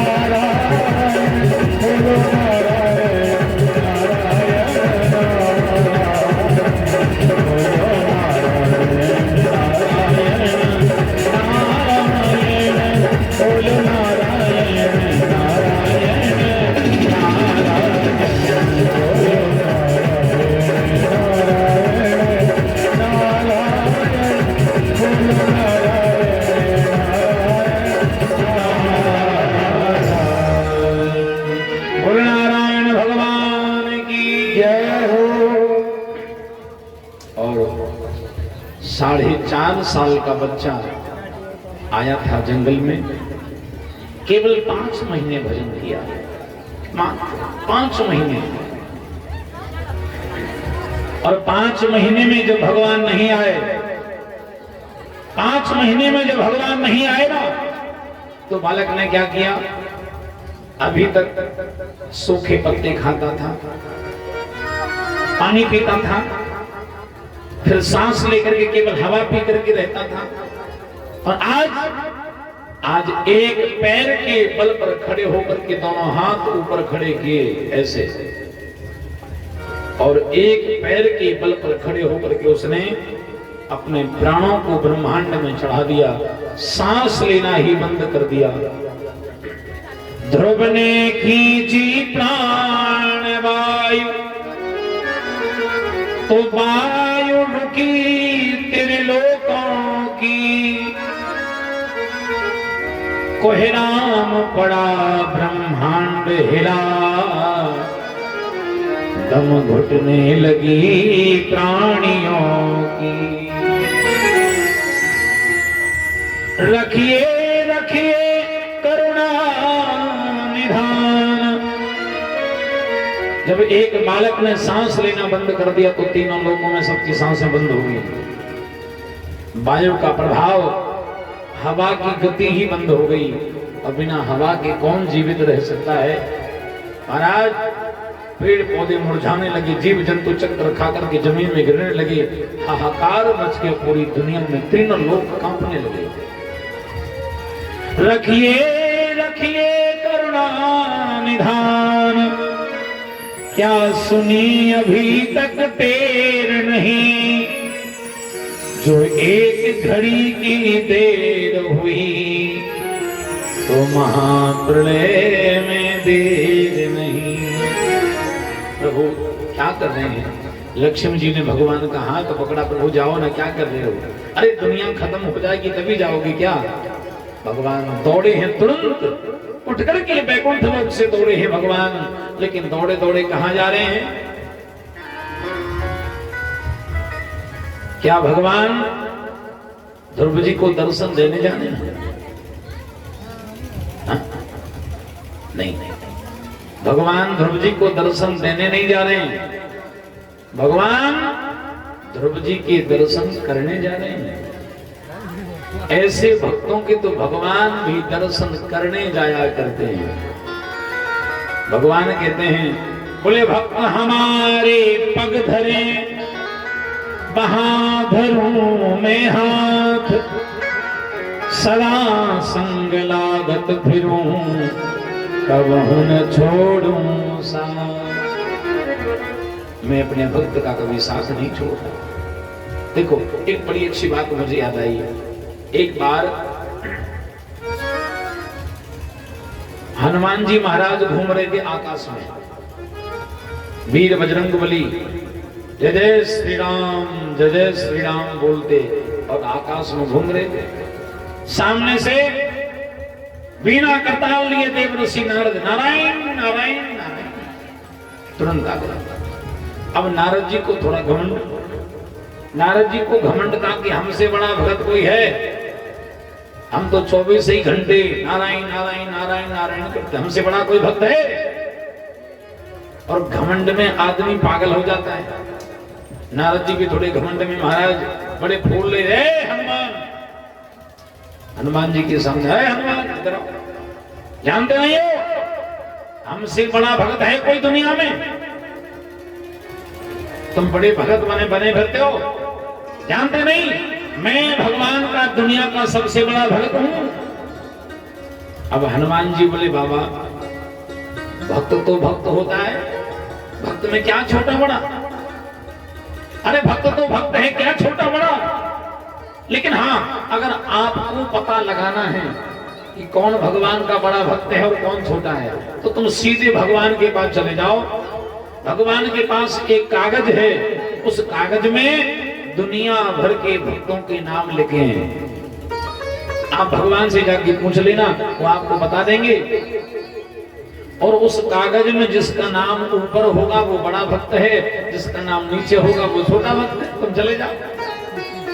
अब नारद जी दौड़े सीधे भगवान के पास पहुंचे, बोले प्रभु जरा वो कागज तो दिखाओ जिसमें आपके भक्तों के नाम लिखे हैं, जरा वो कागज दिखाओ। भगवान ने बोले नारद जी तुमसे क्या छुपा है भैया, लो देख लो। जब कागज दिया और नारद जी ने खोल करके देखा तो उस कागज में सबसे ऊपर सबसे पहले नंबर पर देव ऋषि नारद जी का नाम सबसे ऊपर, और नीचे तक कहीं भी हनुमान जी का नाम ही नहीं लिखा उसमें, कहीं नहीं। आप तो महाराज नारद जी खोल के को पाए गए, बोले हमसे बड़ा भगत है कोई? देखो वो हनुमान, अरे वो हनुमान इतना बड़ा भक्त बनता है उसका नाम तो नीचे तक कहीं है ही नहीं। अब नारद जी देखो महाराज इतने भूले न समाये और सीधे हनुमान जी के पास पहुंचे, बोले जानते हो भगवान की लिस्ट में तुम्हारा नाम सबसे नीचे भी नहीं, कहीं नहीं लिखा है। हनुमान जी बोले बाबा आपने कागज कौन सा देखा था, वो छोटा वाला कि बड़ा वाला? अब नारद जी की बुद्धि खराब। नारद जी बोले क्या मतलब, क्या भगवान के पास दो कागज हैं? बोले हाँ। अब की बार फिर से जाओ और अब की बार जाकर के कहना कि प्रभु ये बड़ा वाला कागज नहीं देखना था, वो छोटा वाला कागज जो है ना, जो आप अपने बगल में रखते हैं, जिसको कहते हैं पर्सनल डायरी, जरा वो दिखाओ जो बगल में रखा है, वो दिखाओ। नारद जी फिर पहुंच गए, बोले प्रभु ये बड़ा वाला कागज नहीं देखना था मालिक, वो बगल में रखा वो छोटा वाला, वो दिखाओ। भगवान बोले लो ये भी देख लो। वो कागज भी दिया। उस कागज को ऊपर से पढ़ना शुरू किया तो सबसे ऊपर लिखा है महावीर बजरंगबली। तमाम भक्तों के नाम लिखे हैं लेकिन नीचे तक कहीं भी नारद जी का नाम नहीं। अब नारद जी की तो खोपड़ी गर्म। नारद जी बोले प्रभु ये चक्कर क्या है? एक कागज में सबसे पहले मेरा नाम, दूसरे कागज में सबसे पहले हनुमान का नाम, ये मामला क्या है? ये क्या चक्कर है? भगवान ने बोले नारद जो तुमने पहला वाला कागज देखा है ना, वो तो मेरे परम प्रिय भक्तों का है। जो बड़ा वाला कागज देखा है ना तुमने, उसमें जितने नाम हैं वो हमारे परम प्रिय भक्तों के हैं, और तुम तो हमारे सबसे बड़े भक्त हो नारद, सबसे बड़े और मेरे प्रिय भक्त हो नारद, इसलिए तुम्हारा नाम सबसे पहले लिखा है। नारद जी बोले वो तो ठीक है, लेकिन ये बताओ कि छोटे वाले कागज में फिर किसके नाम है? जब बड़े वाले में आपके प्रिय भक्तों के हैं तो छोटे वाले में किसके नाम हैं? भगवान मुस्कुराते बोले नारद, अरे बड़ा वाला कागज उनके नाम का है जो मेरी भक्ति करते हैं, और छोटा वाला कागज उनके नाम का है जिनकी भक्ति में स्वयं किया करता हूं, जिनकी भक्ति में स्वयं किया करता हूं। अरे बड़ा वाला कागज उनके नाम का है जो मेरे पीछे पीछे घूमते रहते हैं, और छोटा वाला कागज उनके नाम का है जिनके पीछे पीछे हम खुद ही घूमते रहते हैं। निज भक्तन के प्रति भक्तिमान अति प्यारे कृष्ण कन्हैया,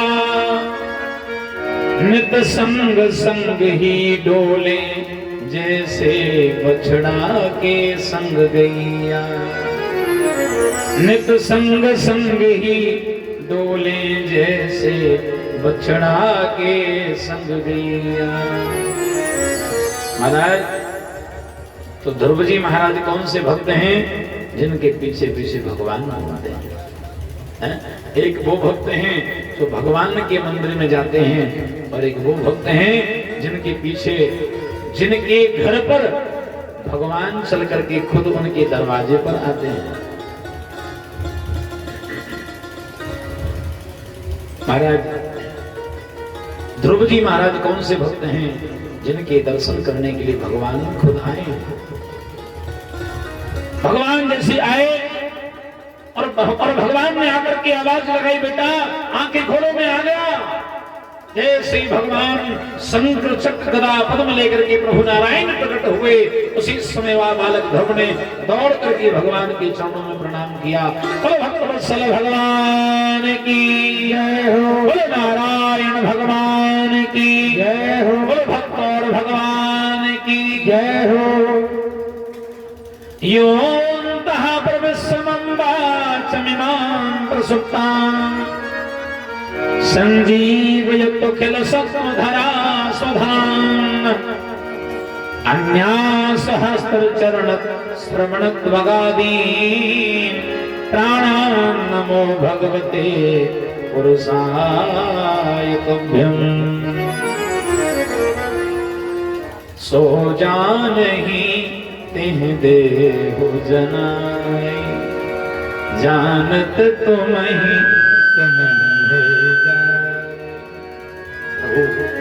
जिसने तुमको जाना नहीं वो तुमसे दूर भागता है, और जिसने तुमको जान लिया वो जानत तुम्हें हो जाए। भगवान ने दौड़ करके बालक को गले से लगाया, बेटा मांगो क्या चाहते हो। बालक ध्रुव ने कहा कि प्रभु जब माया का पति ही मिल गया है तो माया क्या मांगू, जब लक्ष्मी का पति ही अपना हो गया तो लक्ष्मी क्या मांगू आपसे। इसलिए प्रभु नाथ देख पद कमल तुम्हारे, नाथ देख पद कमल तुम्हारे, नाथ देख पद कमल तुम्हारे, पूरे सब काम हमारे, पूरे सब काम हमारे, अब पूरे सब काम हमारे, अब पूरे सब काम हमारे, नाथ देख पद कमल तुम्हारे, नाथ देख पद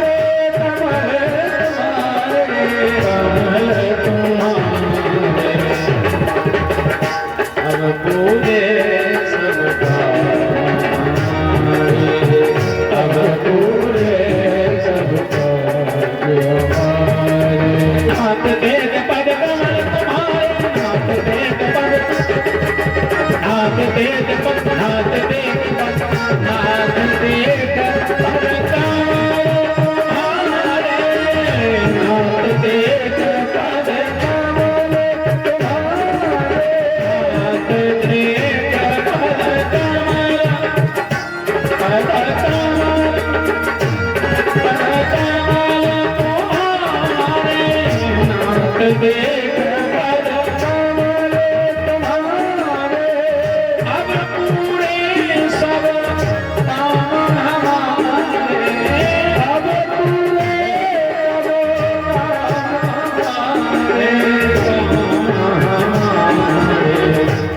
नाथ देख पद कमल तुम्हारे, नाथ देख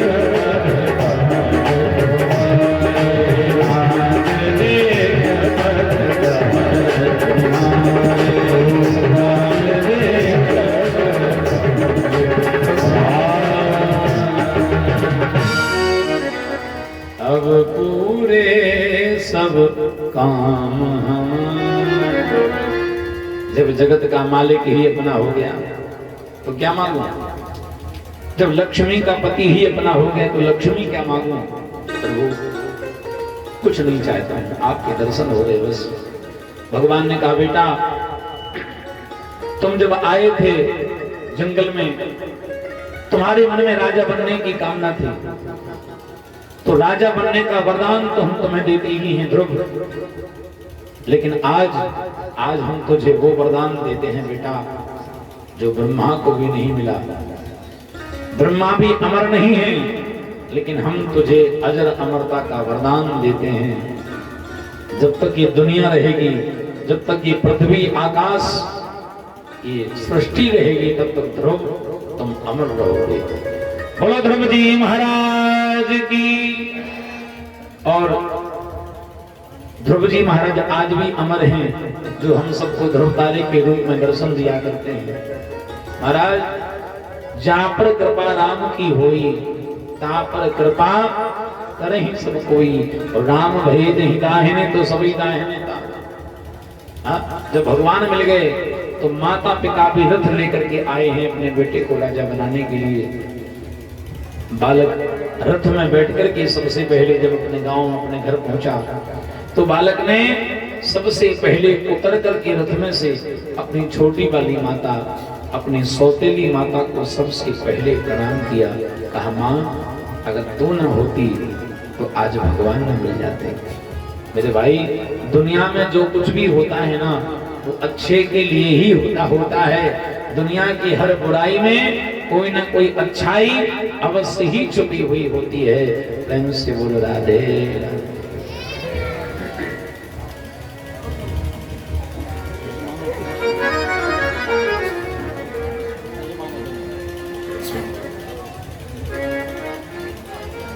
एक सूचना हम आपको देना चाहेंगे।